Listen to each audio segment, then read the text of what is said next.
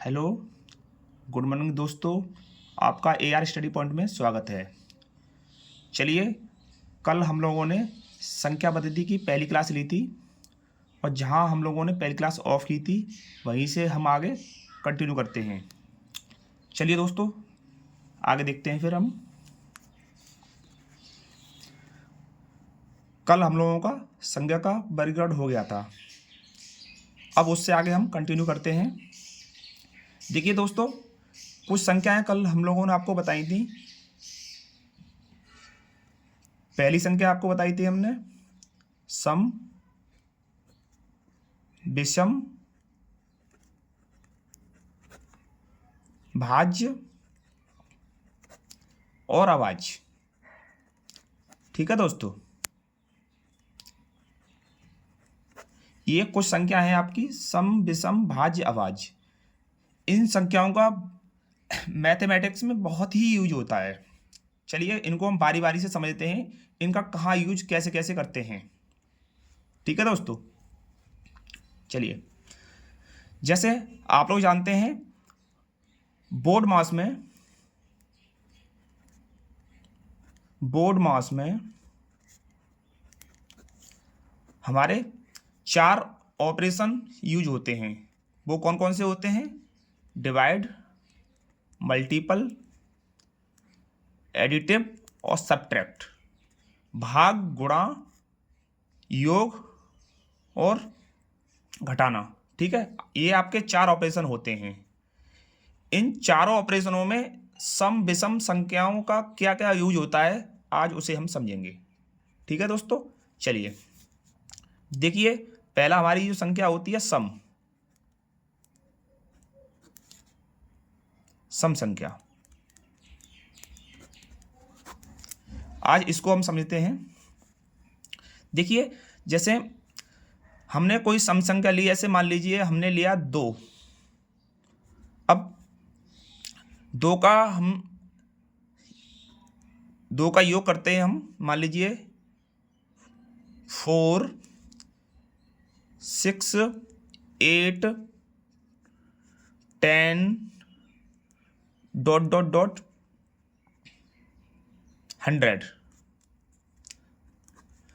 तो हम देखते हैं, अगर हम 2 का 4 में ऐड करते हैं तो कितना मिलता है हमको? 6। और 2 का अगर हम 6 में करते हैं कितना मिलता है हमको? 8। अगर हम 2 का 8 में योग करते हैं कितना मिलता है हमको? 12। और आगे हम देखते हैं, अगर 2 का हम 100 में करते हैं तो हमको 102। तो हम देख पा रहे हैं, जब एक सम संख्या का और सम संख्या में योग करने पर हमको आगे पुनः सम संख्या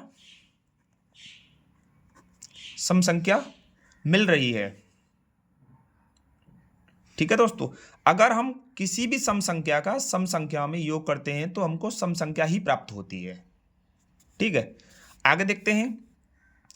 अगर हम सम संख्या को किसी भी विषम संख्या, जैसे मान लीजिए 3, 5, 7, 9, अगर हम किसी सम संख्या का विषम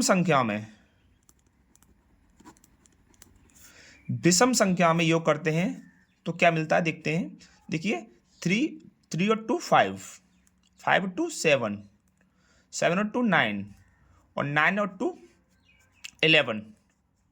ठीक है दोस्तों, तो अगर हम किसी सम संख्या का विषम संख्या में योग करते हैं तो हमको क्या मिलता है? एक विषम संख्या ही मिलती है।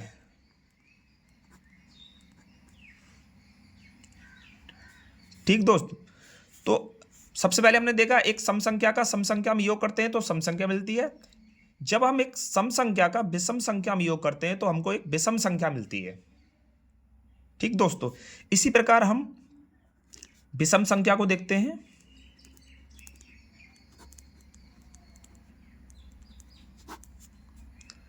जैसे हमने लिया 3, जो हमारी एक विषम संख्या है। विषम संख्या अगर विषम संख्या को मान लीजिए 3, 7, 9, 11, अगर विषम संख्या को हम विषम संख्या में ऐड करते हैं तो हमको 3 और 5 8, 7 3 10, 12 और 14। तो हम देख पा रहे हैं जब हम विषम संख्या का विषम संख्या में योग करते हैं तो एक हमको सम संख्या मिलती है। ठीक है दोस्तों, इसी प्रकार जब हम विषम संख्या का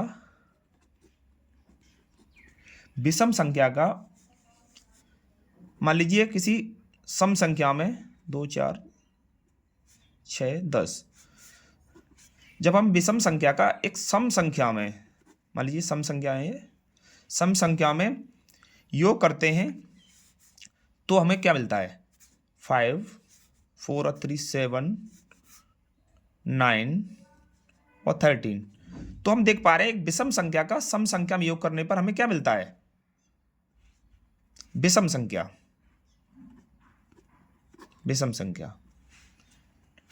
ठीक है दोस्तों, आगे देखते हैं हम।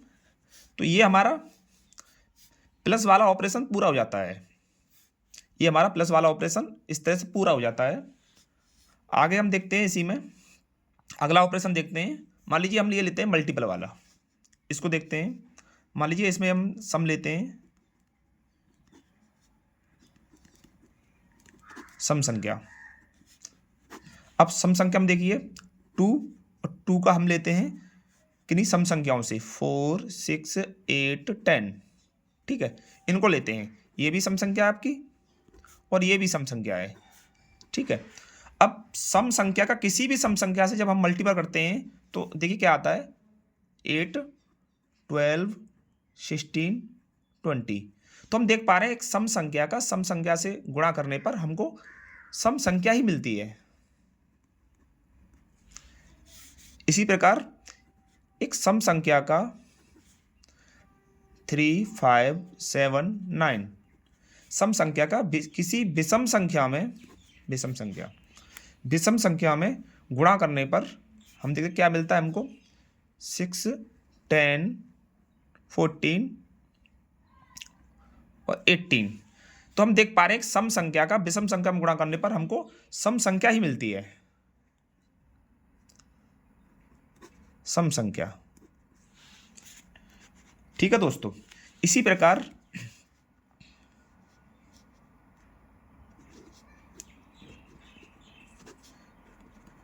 विषम संख्या लेते हैं हम।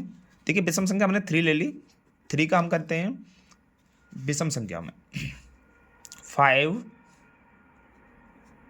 7 9 11। तो हम देख पा रहे हैं ये विषम संख्या है आपकी और ये भी आपकी विषम संख्या है।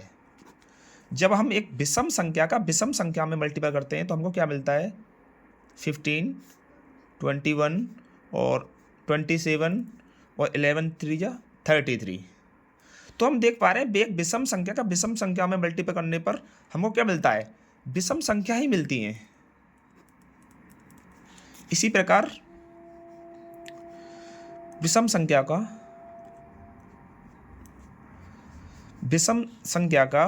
सम संख्याओं जैसे मान लीजिए 2 4 6 8, अगर हम विषम संख्या का सम संख्याओं में मल्टीपल करते हैं तो हमें क्या मिलता है देखिए 6 12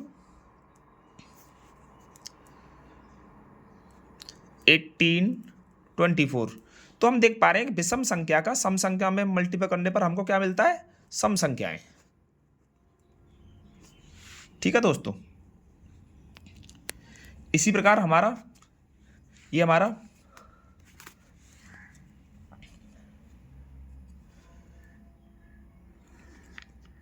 प्लस वाला ऑपरेशन हो जाता है, ये हमारा मल्टीपल वाला ऑपरेशन पूरा हो जाता है। इसमें हम किस तरह से सम विषम संख्याओं का यूज करते हैं। ठीक है दोस्तों, तो आज के लिए हमारी क्लास यहीं ऑफ होती है। अगली क्लास में हमारा आगे का जो भी रहेगा आपको हम बताएंगे। ठीक है दोस्तों, धन्यवाद।